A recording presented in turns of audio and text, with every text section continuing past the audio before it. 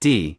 Hello, please have a seat here. The results of your liver test came out? You had the liver test because you have a family history of liver cancer. P. Yes, how was it? I understand it is not my own problem. With the increasing problem with obesity in our country, we see more and more people with fatty liver, which causes issues as well. Please tell me, what does the liver do? What is its purpose? D. The liver does many things. It plays a very important role in metabolizing the nutrients we consume, detoxifying the food we eat, and clearing infectious agents such as bacteria. In addition, it produces many proteins that are important for blood clotting. In short, you cannot live without your liver. P. Can't live without your liver. Sure.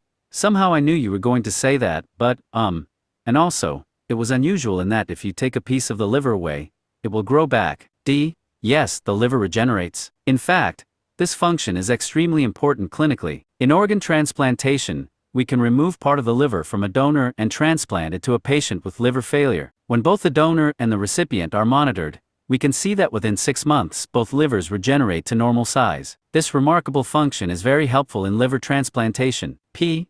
It certainly is. Let me ask you about hepatitis. There are 3 different types, right? D.